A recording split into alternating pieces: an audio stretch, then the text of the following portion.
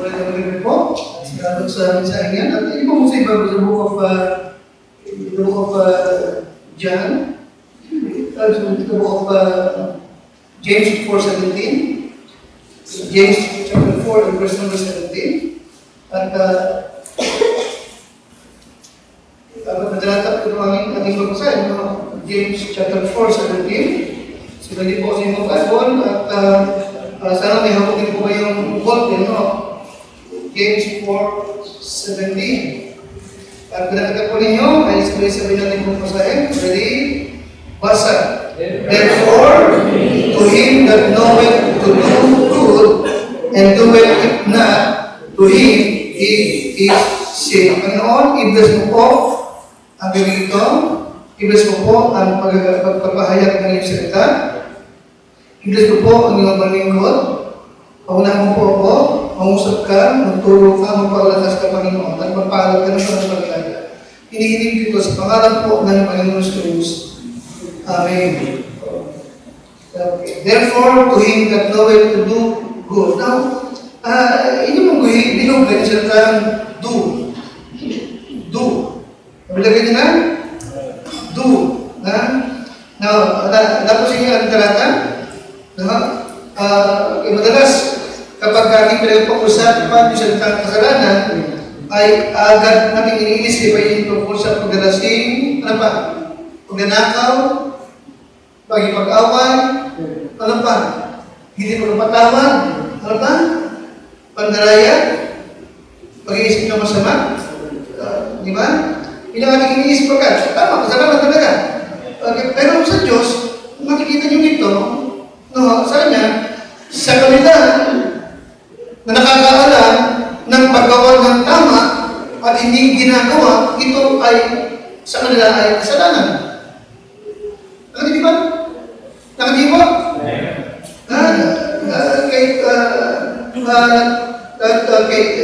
To him that doeth to do good, and doeth it not, to him it is what? It is sin. It is sin. Alam mo yung tama mong gagawin? Alam mo dapat mo itong gawin? Pero hindi mo ginawa? Sa Diyos, inibigat niya ito sa iyo. Kasalanan.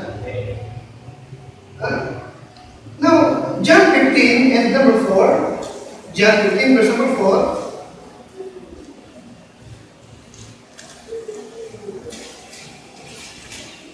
John 15 and number 4. Alright, ready? Kaya na kayo? Ready? Basa. Abide in me. Tama? John 15:4. John 15:4 is abide in me.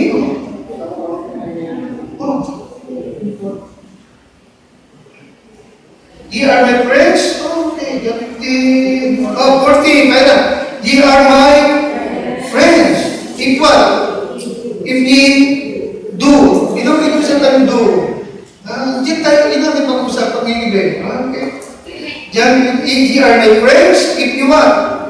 If you do whatsoever I command you. Lahat yan, do. Yes, we have one of the great needs for Bible believer is what? To do something for God. To do something for God. Yan natin pag-usapan, do something for God. Do something for God. Alright, ibig ko sabihin, it is not enough na ikaw, ako, ay nagpunta ng church para makinig ng preaching. Hindi sapat. God wants you to do something for Him. Liwanag ba? God wants you to do what? To do something for Him.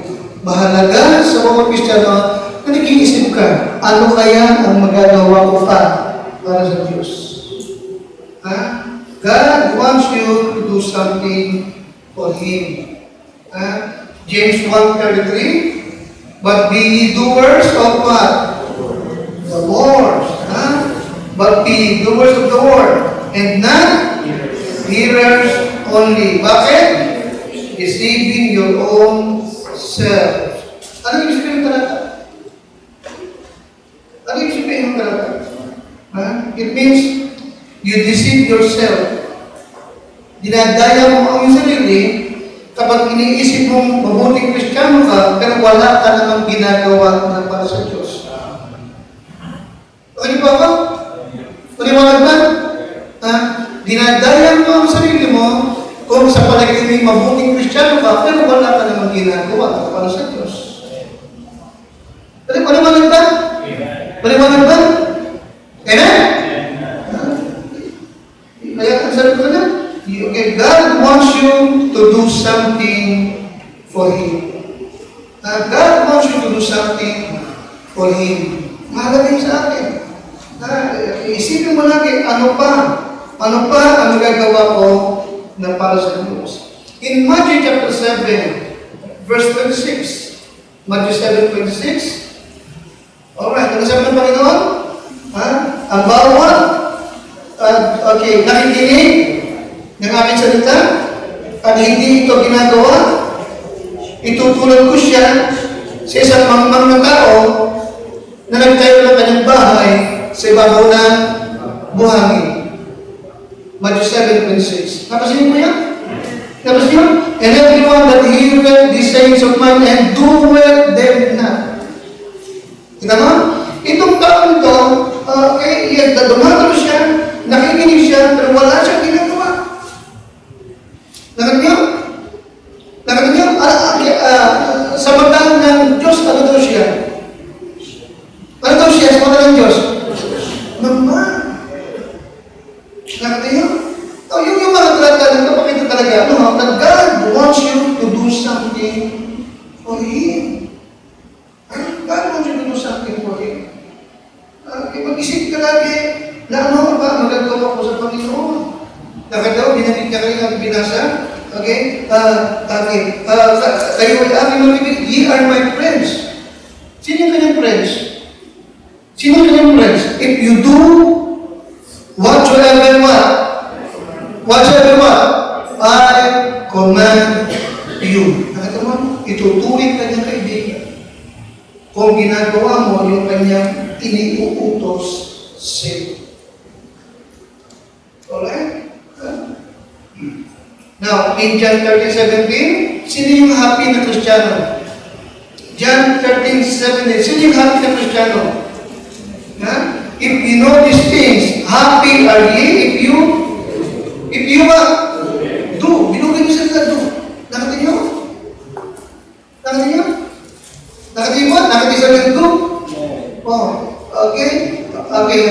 Happy are ye if you do them. Do them. Alright?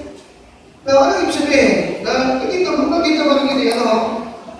Okay, ano yung dapat gawin? Yes. Okay, you see. Kaya salamat sa Lord. May mga worker tayo ng Sunday school. May mga Bible study tayo. May mga magagawa tayo sa Bible study. Meron tayong choir. Meron tayong survey. Meron tayong na-control.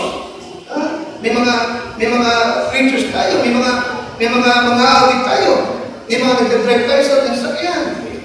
Bakit? Sapagkat talagang yun talaga ang ibig ng Diyos na mangyari. Na tayo ay church na bawat miyembro nag-iisip, ano ang magagawa ko na para sa Diyos? Amen, siya? Amen? Kaya kung may gawa sa church, tama lang yan. Tama lang yan. Alright? Parang minsan dumagin sa punto na ang dami mo lang ginagawa. Okay? Nang hindi yung pang-abuso. Tama lang yan. Maligaya ka doon. Amen? Dapat matuwa ka nga doon, di ba? Okay, amen? Pinipig ko sa inyo minsan, ang ministry ay binigay sa iyo, inilagay ka, hindi para lang makagaluhan. May mga churches na para dumaling tao, para laging dumalang, binibigyan ng trabaho. Hindi naman tayo. Ang ministry sa atin, reward. Kasi nakita faithful ka. Kung hindi ka faithful, hindi ka dapat yan. Ano kinigay sa atin? Yan mo siya. Yan mo yun. Alright? Hindi makikita nyo rin, no? Sa mga Kristiyano na nagsasabing magsusurrender sila, sabi tayo, nagbibigay tayo ng chance, di ba? Okay, mag-submit, mag-surrender sa Panginoon. Alright? Now, in Luke chapter 6 and verse 46, makikita nyo, Luke chapter 6 and number 46, if you want to be surrendered, kung nais mo talaga na mag-surrender ka, magsuko ka ng buhay sa Panginoon, anong dapat? Anong dapat? You have to do something for God. In Luke chapter 6 and number 46, sabi-sabi tayo, at sa Bible, why call ye me Lord, Lord? Kita mo? And do not the things which I say. Nakita mo yan? Bakit niyo ako tinatawag ng Panginoon? Hindi niyo naman ginagawa yung aking sinasabi. Nakita niyo? Nakita niyo ba? Ha? Ano ang pinapahiwatig ng Panginoon? Ha? God wants you to do something for Him. Alright? Do something for God. Do something for God. Mahalaga po yun. Alright? Maliwanag sa ating mga that it is sin not to do something for God. Maliwanag ba? It is sin not to do something for God. Alright? Kaya, alam talaga yung prinsipyo na you are saved to serve. And minsan, ang sabi ko, you are what? Yes, naligtas ka para mag-serve sa Panginoon. Alright? Okay, God wants you to do something for Him. Alright? Every Christian is supposed to do something for God. Okay? So, reading mo yan, Bible study mo yan, pag-awag mo yan sa kwan, yes, every Christian is supposed to do something for God. Actively, actively do something for God. Okay? Kahit yung batang si Pablo ay bagong Christian sa Acts chapter 9 and number 6. Di ba namin? Kaniligtas pa lang niya. Okay? Nahulog siya sa kabayo. Ang pinagtatanong nun, si Pablo ba saan naligtas? Habang nakasakay sa kabayo o nung malaglag sa kabayo? Pinag-uusapan nyo dun eh. Pinagkatalungan. Okay? Yes, nandun siya sa road ng pag ng Damasco. Diba? Tama ba ako? Nasip siya doon. Pero saan siya nasip? Nung nakasakay sa kabayo o nung malaglag sa lupa? Sa palagay ninyo, bago malaglag ligtas na. Amen? Amen? Ano sabi niya? Sino ka ba, Lord? Ano sabi niya, Panginoon? Ako si Jesus na yung inuusip.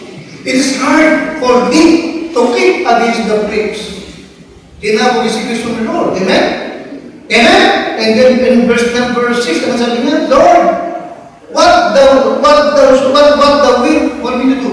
Lord, ano mag-ibig mong gawin ko? What will thou have me to do? Iman kita. Kaagad siya nagtanong, ano ang aking magagawa? Amen? Ano ang aking magagawa? Sabi ng Panginoon, magtindig ka.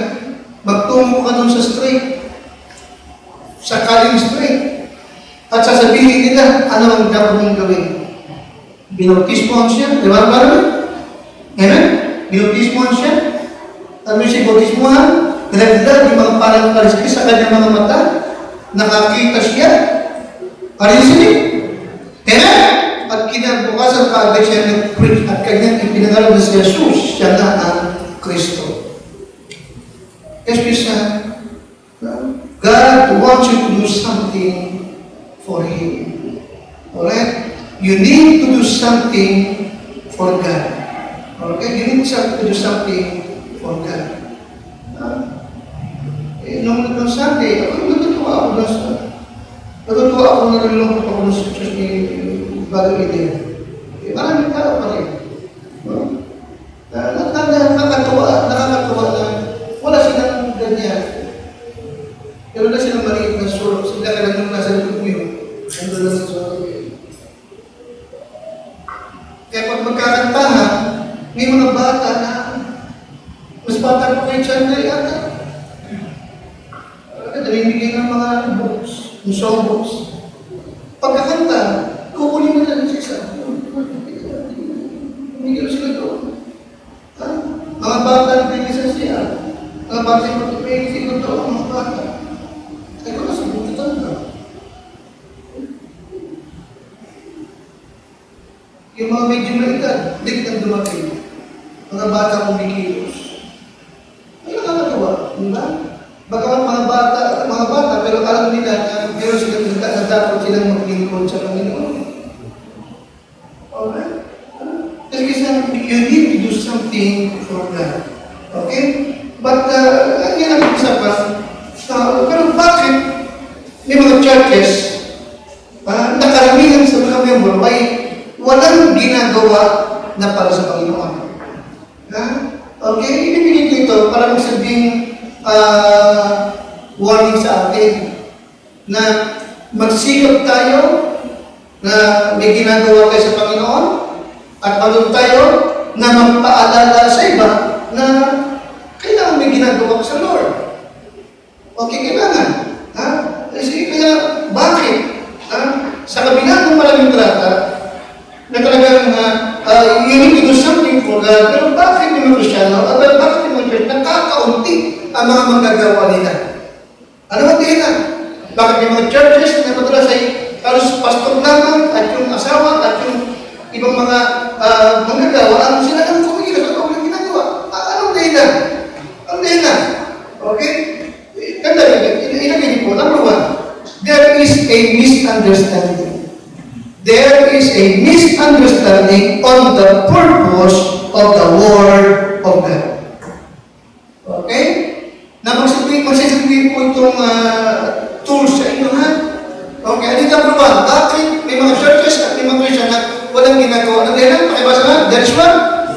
Misunderstanding on the purpose of the Word of God. Yan ang number one.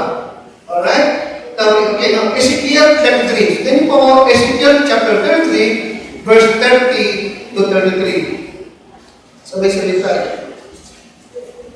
Okay, yes, misunderstanding. Okay, sa layunin ng salita ng Diyos. Ezekiel 33, 30 to 30. Alright, nakatingin na po?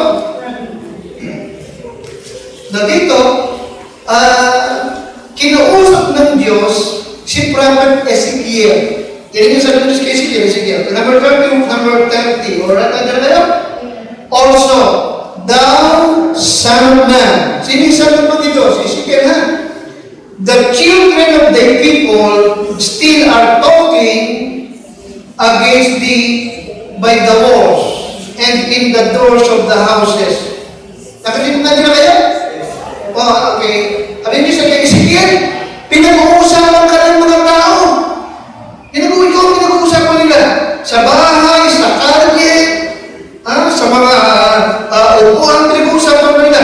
And speak one to another, everyone to his brother, saying, come, I pray you, and hear what is the word that cometh forth from the Lord. Okay, ano sabi ng mga tao? Halika kayo! Pakinggan niyo si Ezekiel! Pakinggan niyo yung sinasabi niya! Pakinggan niyo yung kanyang preaching! Nakinig ba? Nakinig ba? Nakinig ba? Nakinig ba dyan para makinig kay Ezekiel? Sa preaching ni Ezekiel, 31. And they come unto thee as the people come, and they sit before thee as my people, and they hear thy words, but hindi na po, they will not do them. Is it that? Amen? Okay, nag-iingin na sila. Okay? Magaling daw mag-preach si Ezekiel. Magaling magpaliwanag. Diba? Alay kayo, ati sa pakinggan. Nakinig na sila, pero walang ginagawa. Nakatingin ano tayo lang? Ano nila? Ano nila? Misunderstanding. Akala nila ang Christian life hanggang makinig lang ng Bible. Di ba na Christian? Di ba na kayo? Nagpala namin in churches. Conference dito, conference doon. Oh, okay. Senior dito, senior doon. Okay. Maraming alam. Pero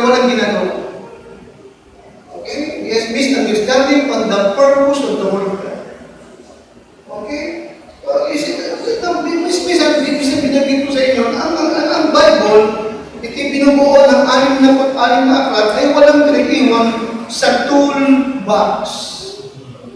Pero ito, may toolbox ka. Diba? Sige, may toolbox kayo. Tama, may kotse kayo. Whether na, okay. Whether order, may toolbox ka rin, diba? Meron mga kasangkapan. Alright? Yung lahat ng kasangkapan sa toolbox ay hindi naroon parang bilang dekorasyon. Amen? Para makakita ka ng toolbox, binukat mo at ang mga kasangkapan ay bagong-bago. Ano sabihin? Hindi nagagamit. Tama? Amen? Pero yung toolbox na bawat wrench, bawat plastic, ay may grasa, may oil na papakita gamit na gamit. Nakanya po ako? Amen? Ang binigyan Diyos, hindi naman parang magkaroon tayo ng kaalaman kung di tayo ay makakain at makapaglingkod sa Kanya. Amen? Ginagamit siya. Alright? Isip niya, ano natin also? Ito hindi mo. That's verse number 32. Ready? 32. And lo, thou art unto them as what? A very what? A very lovely soul from the heart of pleasant. What? Kita mo? Buwag bibig siya ng mga tao. Amen? Maliwanag ba? Maliwanag ba? Kaya ano sabi ng Diyos? Sige, thou art unto them as what? As what? Pakinalas? Ano sabi ng lovely soul?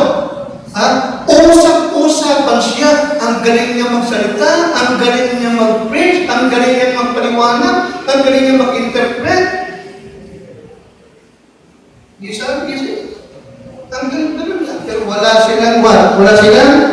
Wala silang ginagawa at walang balak silang liganon sila. Alright? Kasi they love to hear Ezekiel to preach. They love to hear his voice. Pinag-uusapan siya, ang galing niya. Okay, ano kag-English na?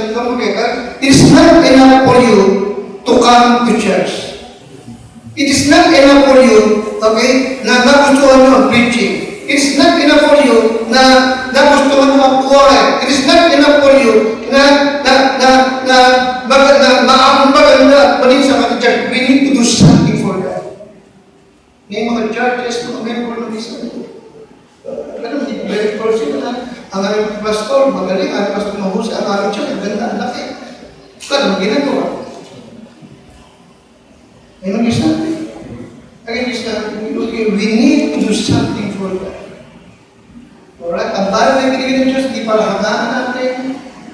Hindi lang basta ating pakinggan, kundi gumawa tayo. That is also verse number, number 32 pa rin. Okay, sabi nila, and Lord, thou art unto them as a very lovely song, of one that had a pleasant voice, and can play well on the instrument, for they hear thy word, but they do them not.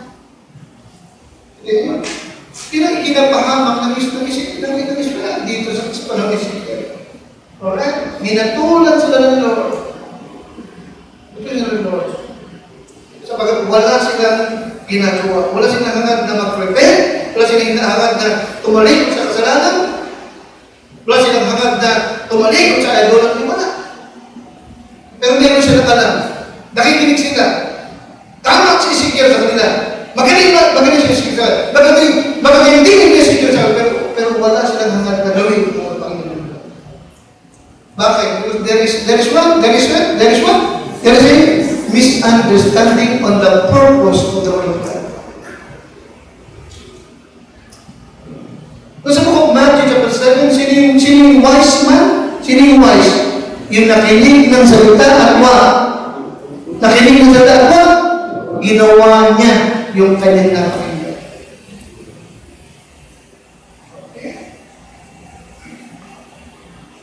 Secondly, misunderstanding on the purpose of the church. Una, misunderstanding on the purpose of what? The Bible. Pangalawa, the purpose of what? The purpose of the church. Okay? May mga tao na ang kanilang konsepto sa church ay yung parang sino pa rin. Nakapunta nga ako sa isang Baptist church eh.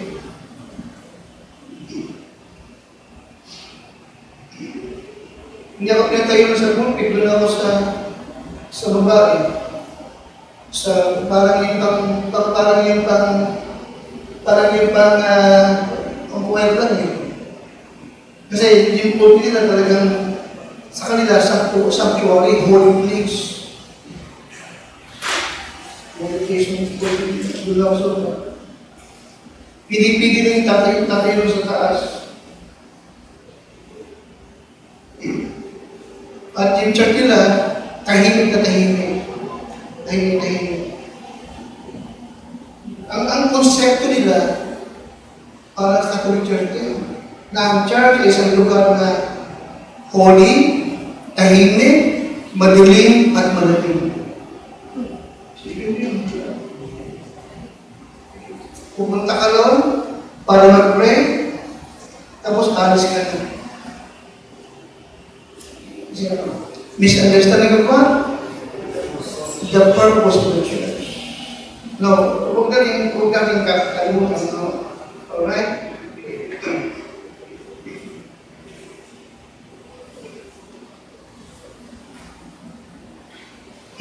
Huwag tayo magkaroon ng kaisipan na pag tayo ng church ay nakasimba na tayo. Okay, ulitin ko lang ha. Huwag tayo magkaroon ng konsepto na kapag ka ng church ka, nakasimba ka na. Alright? Hindi tayo nakasimba na. Okay? Ito mo rin a church is no more than a fuel station. Ang church, parang din Shell, parang din petrol. Ano ito, di ba? Parang din sinin? Pupunta ka doon para kargahan ka. Amen? Pagkakarga mo na, takbo ka na kung saan ka dapat magpunta. Amen? Ganun din tayo. We go to church for what? Okay? To get strength, to get food, to get fired up, to get encouragement. Amen? Sa ganun paraan, pag nabas natin, makakapag-surveying tayo, makakapag-print tayo para sa Panginoon. Amen? Panginoon, a church is a place of what? A church is a place where God's people, what? Come to get what? Strength, food, faith, fire up, get encouragement, so they can go out on the job tomorrow and witness for Christ. Yun po yun. Okay? Naliwanag ba? Amen? Kayong kaisipan na tahimik na lugar lang ng church, pupunta ka lang para naman para mag-isang, parang tanong din.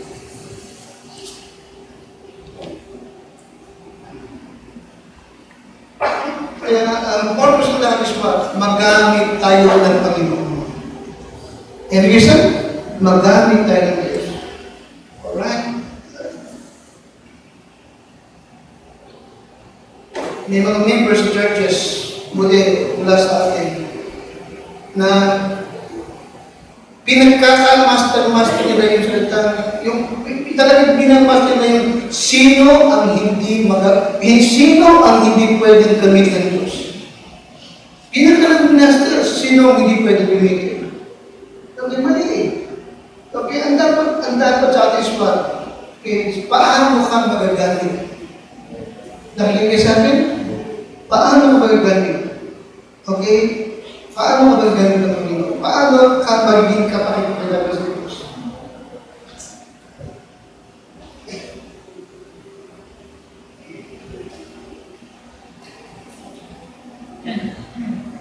Minsan, may mga nagbabantay at sasabihin sa Pastor, Pastor, ganito sino magturo, ganito magturo si gano'n, si gano'n. Wala ka hindi ako nababalisa na baka mali ang tinuturo ng membro. Tapos nasusuloy siya, basta gusto niyo mag-aral. Gusto siya mag-aral. Kaysa mag-aral siya ng Panginoon. Kasi gusto niyo po. Okay? Hindi ako nababalisa. Ang nakakabalisa is what? Yung mga taong walang ginagawa para sa Diyos. Nakikita sa atin?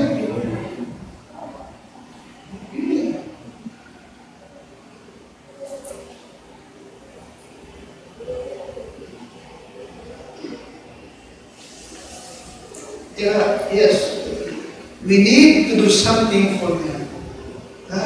Okay? Every Christian ought to find some job to do in the church. Right? Magkaroon tayo din ng plano, soul winning, di ba? At lagi na pagin, alamin nyo yung mga schedule ng ating lahat.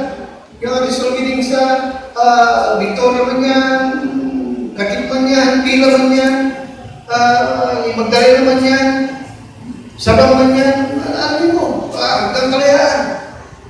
Alamin mo, kahit once a week, makasama na dyan, magkano ka ito. Pag may talento ko, kumawin ka sa Panginoon. Yan mo isa? Amen? Pero lang yan. Hindi lahat binigyan ng kakayaan ng praise. Hindi lahat merong gift na magturo. Pero lahat ng member ng Calvary, may magagawa ka para sa Panginoon. We need to do something for God. Okay? Pangatlong bagay, panimunan, bakit may mga walang servisyo, walang maglilingkod? Ang dahilan? Kasi sila ang dahilan?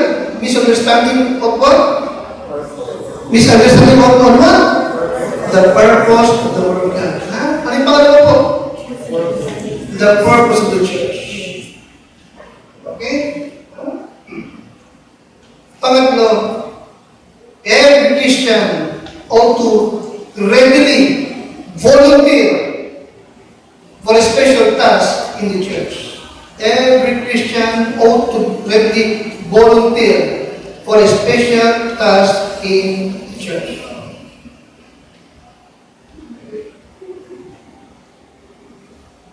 Nabalik na ko dito. Nakikita niyo yung mga churches na minsan ang pastor ay nakikiusap pa, sino po ba ang pwedeng sumama dito? Kailangan din po ng 3 lalaki at 2 babae. Ang tagal! Hindi dapat gano'n. Ano dapat? Every Christian ought to ba? Readily volunteer. Diba?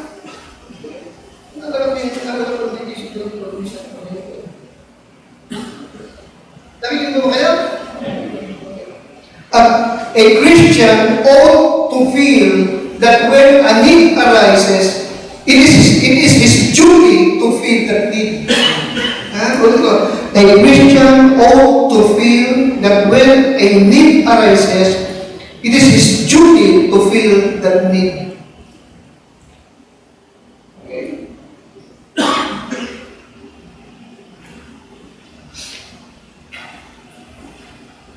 Nakakapagpinsa ko sa mga churches. Kapag may nagkasakay ka ng kami for salvation, ang hirap magtawag. Hindi ko malam sino kayo tuturo dito. Totoo yan. Minsan ginagawa ko, kaya kung tumuturo dito, palalapitin ko sa unahan, tsaka kami mag-pray, tsaka kami invitation sa mga member. Puti pa yung tatanggap, ang daling tawagin. Ang mahirap tawagin, sino magtuturo? Nakikinig sa akin? Amen? Every Christian ought to readily volunteer. Okay. Sa halip na pakiusapan, sino pwede? Ang dapat diba nakikiusap? Gusto kong mag-serve. Nakikinig sa akin? Remember in Macedonian Church? Amen? Hindi na nahirapan si Pablo na mag-raise ng support. Amen? Bagkus voluntary sila nagbigay. What? Hindi na kiusap pa kay Pablo, tanggapin mo na ito. Hindi namin magkaroon ng bahagi.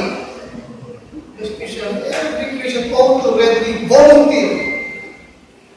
Okay? Volunteer. Okay? Na makapaglingkod sila sa Panginoon.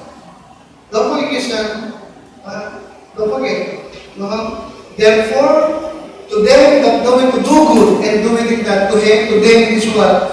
It is sin. It is sin. Christian, you need to do something for them. We need to do something for them. Kaya hindi ko mayroon po lang. Diyos, salamat po sa galing ito. Sabi po na po sa ako yung madalagin Panginoon. Po, sinusumpong niya na kung sakali siya ay bumalik, ano po ang kanyang hanap? Pananampalataya. So ngayong hapon po, ang ibig ko po na ibahagi sa inyo ay continue to live by faith. Papapatuloy po kung paano po tayo mamumuhay sa pananampalataya. Ito po ay isang napakahalagang tanong. Amen po? Napakahalagang tanong ito na kung sakali po na dumating ang Panginoon Jesus, makakasuko kaya siya ng pananampalataya. Siyempre, alam naman po natin kung sino man po ang dapat niyang masukungan na mayroong faith ay tayo po kanyang mga anak. Dahil nga lang po, hindi madali na tayo po bilang mga anak ng Diyos ay mamuhay o magpatuloy po sa pananampalataya. But it is not easy to continue to live by faith nowadays. Tatlong bagay po ito na ibig ko po na makita natin na hindi ganun kadali na magpatuloy at mamuhay sa pananampalataya sa panahon natin ngayon. Kasi una, we were in the last days. Tayo po ay nasa huling kapanahunan. Sabi nga po ng Bible, 2 Timothy chapter 3, 1-5, diba? Ito po yung mga panahon na mapanganib, delikado, na dinescribe ng Bible kung anong klaseng mga tao ang meron sa huling kapanahunan. Na sa panahon po natin ito, nakikita po natin sila. Pangalawa, the world are sinful and wicked. Ang mundo ay nasa makasalanan at nasa kasamaan. Sabi po ng Bible, 1 John chapter 5, verse number 19, the world lieth in wickedness.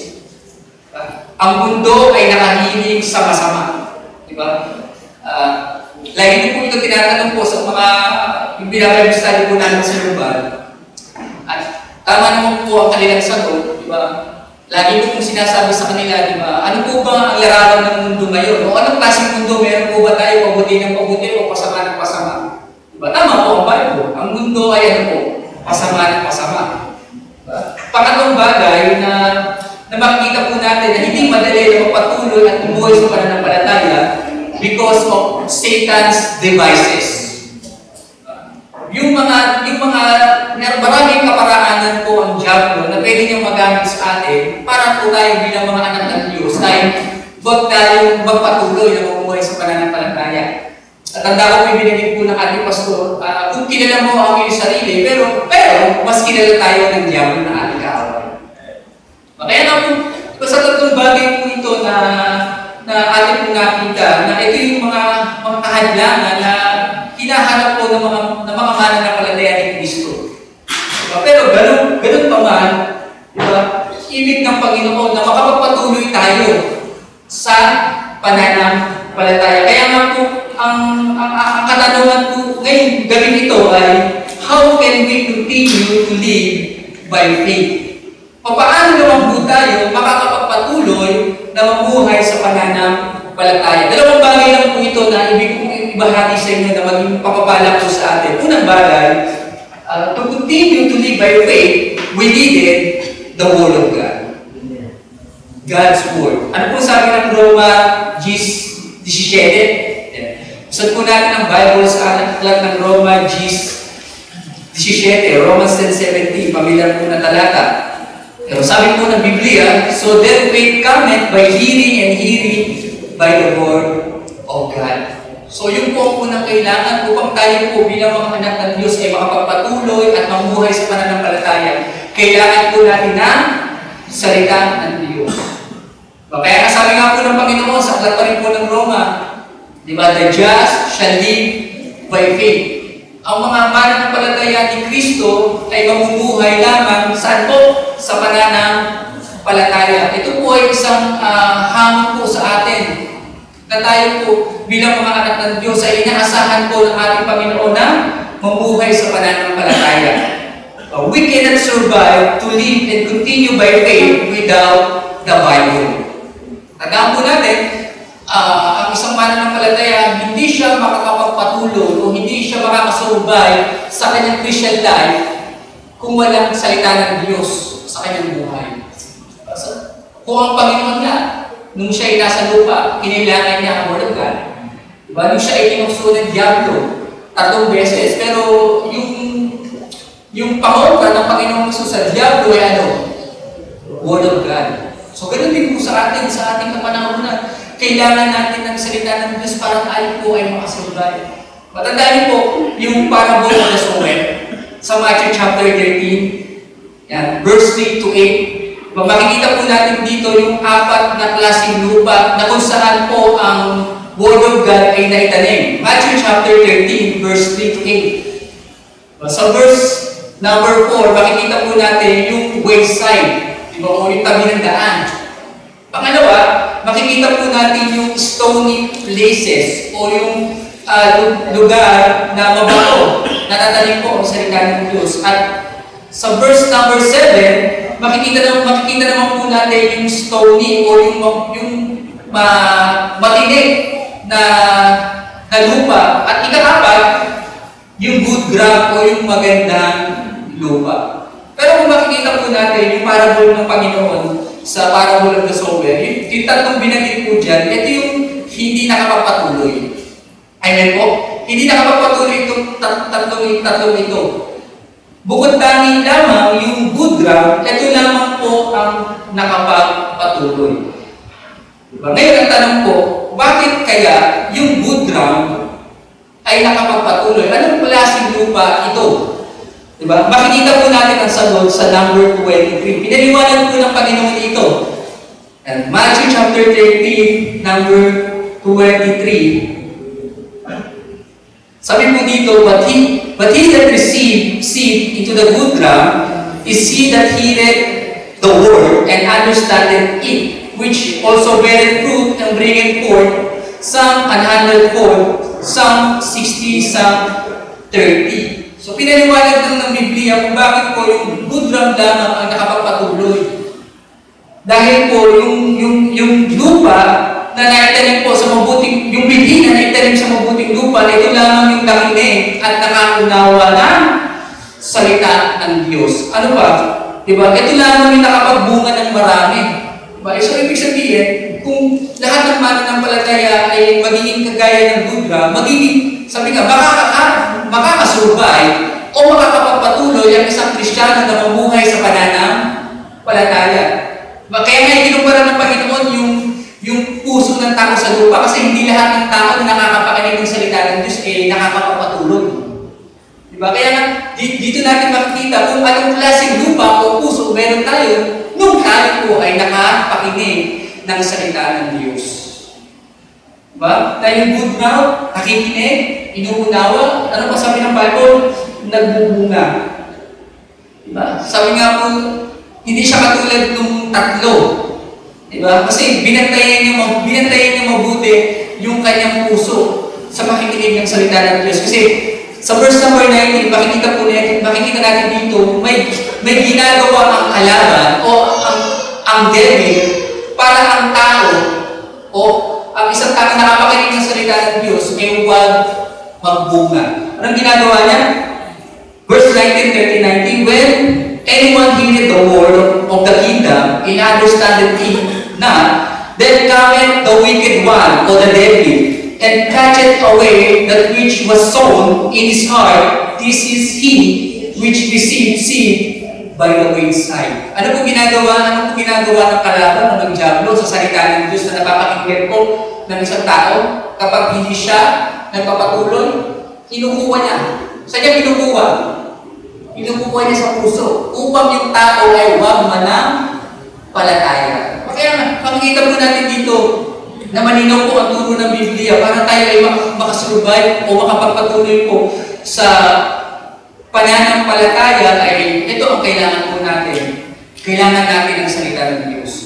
At yung isang Kristiyano na natanim sa mabuting lupa na pinakinggan niya ang salita ng Diyos, makakapagpatuloy yun. Bakit? Bakit siya makakapagpatuloy? Kasi Yun ang pangako ng Panginoon sa kanya, na makapagbubunga siya. Pangalawang bagay po, na ating kailangan to continue to live by faith, Hebrews 10:25. Pabilang na talata po, Hebrews 10:25.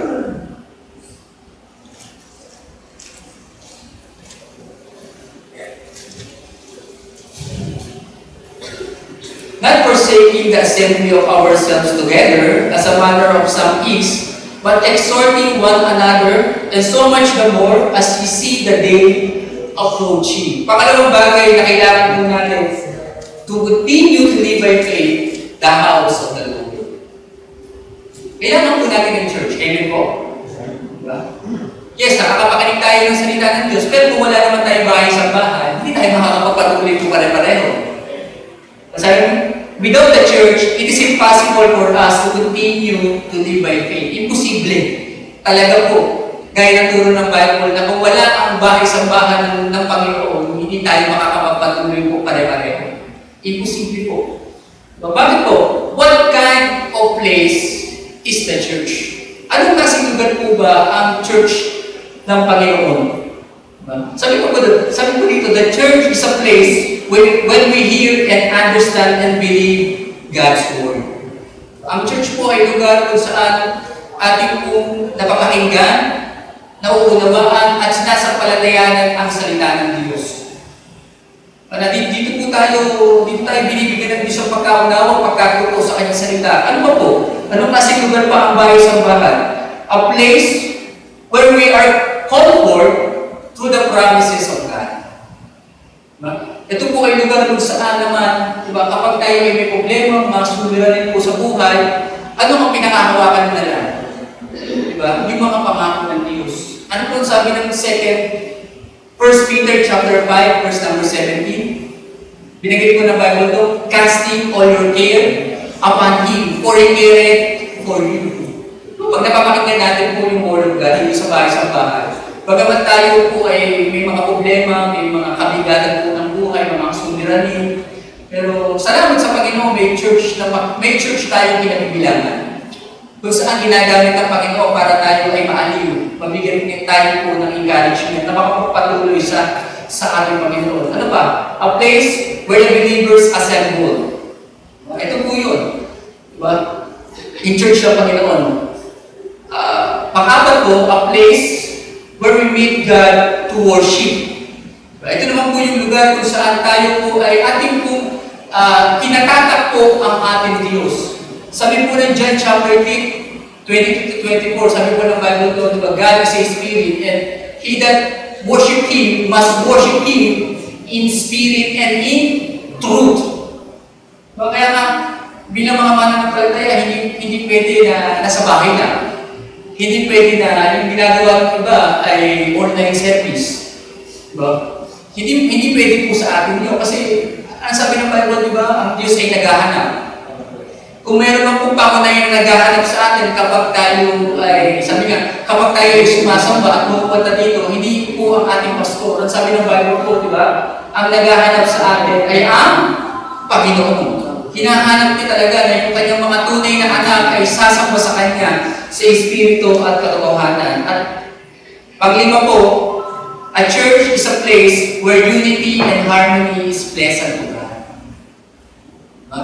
Na Psalms chapter 133 and verse number 1 po yun.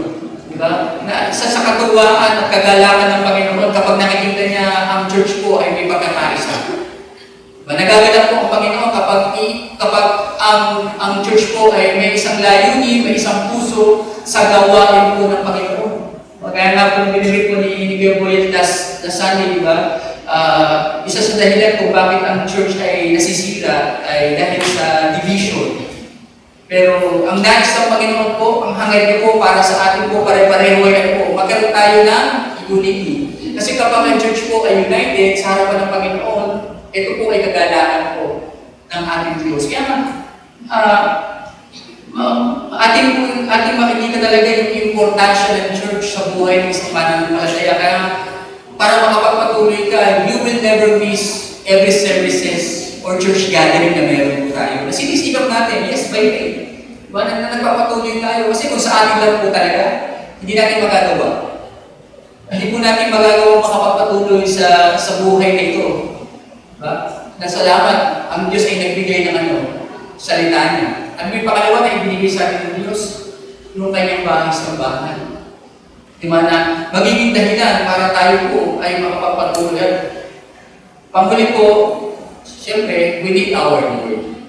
Sabi po ng Philippians 4:13, sabi po doon, I can do all things through Christ, which strengthened me. Magagawa ko ang lahat kay Kristo na nagpapalakas sa akin.